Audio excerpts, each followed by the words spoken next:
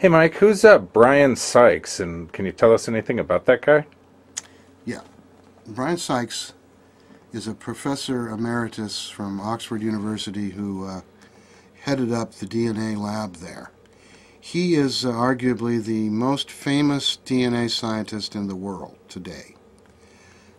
He wrote a book called The Seven Daughters of Eve, talks about the mitochondrial Eve that we all ascended from, this one woman in Africa 170,000 years ago, who gave birth to 7 different haplogroups, apparently, that spread out all over the world.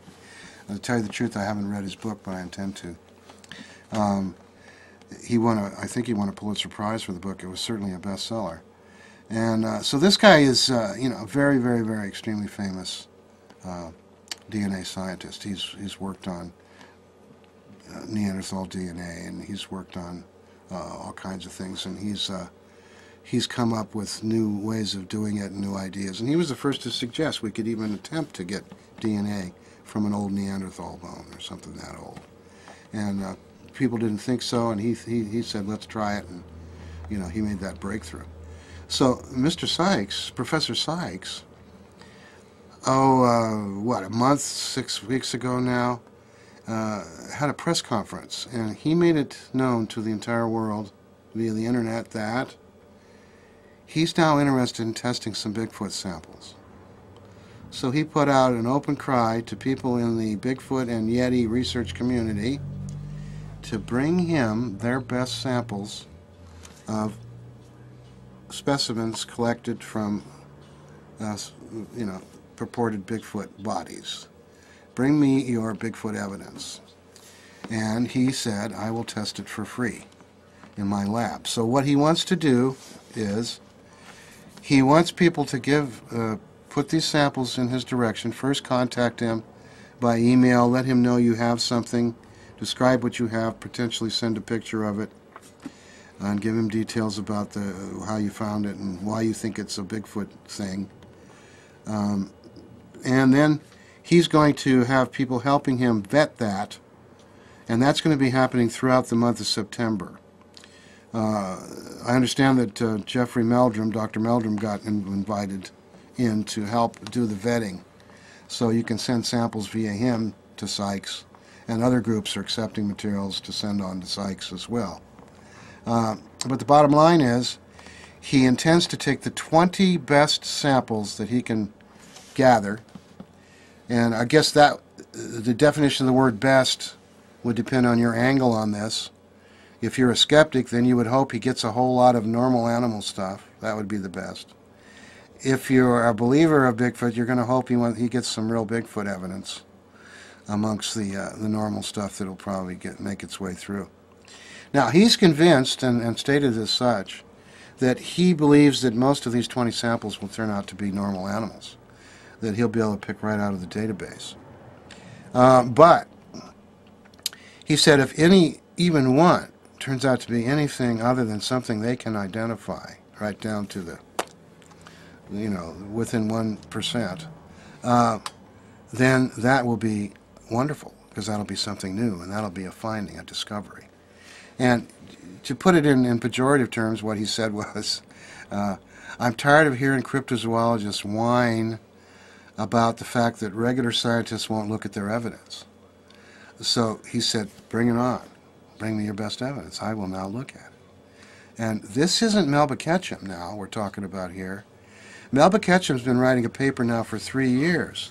The thing is, though, nobody knows who Melba Ketchum is, or at least nobody in the scientific community has any idea. She has no place, in other words, in the hierarchy, the academic hierarchy.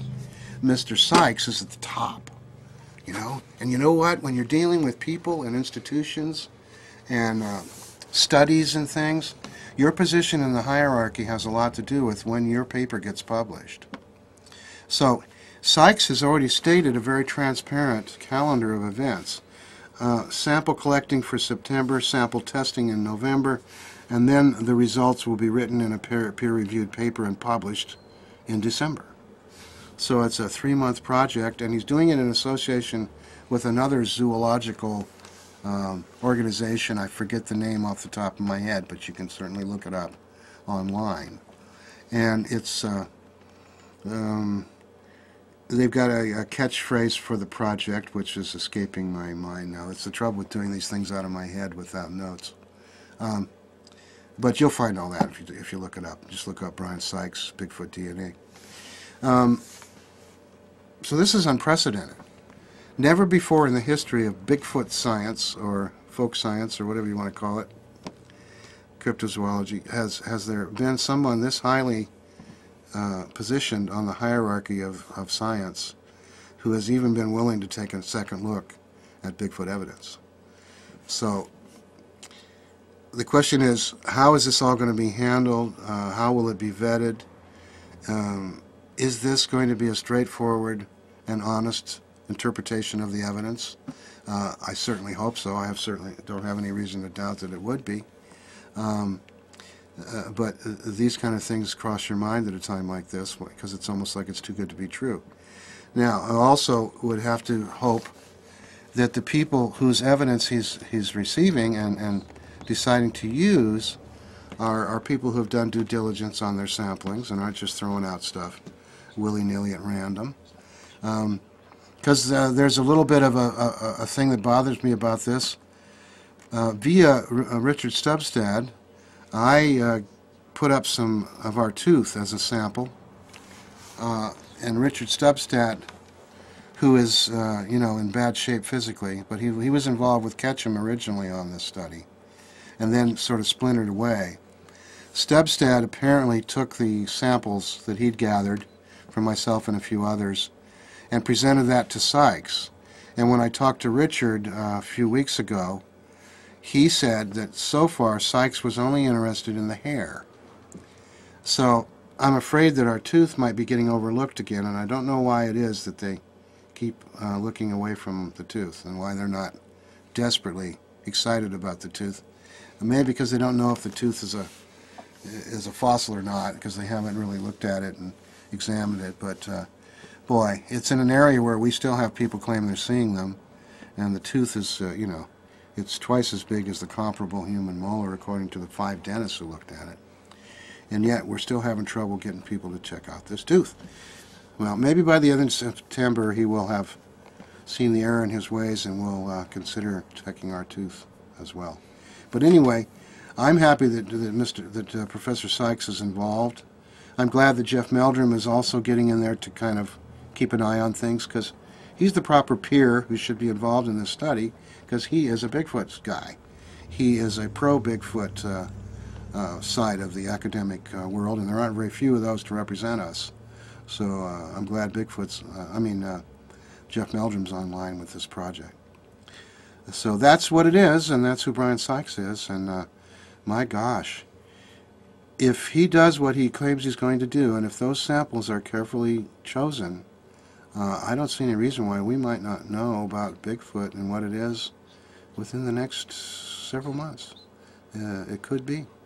Because I don't think Mr. Sykes is going to have any trouble getting a journal to publish his paper, whereas Melba could be, waiting for months and years even. But Sykes might come in and ace them all and jump right up to the head of the line because of his notoriety. Anyway, I'm going to be very discouraged if nothing comes of any of this DNA stuff. I'm going to be so discouraged that I'm going to have to start maybe looking into paranormal Bigfoot. Because if after all this we still don't have any physical evidence to speak of, wow, what happened? That's going to tell me there's so much chicanery involved that you just virtually can't trust anybody. Let's hope it doesn't turn out that way.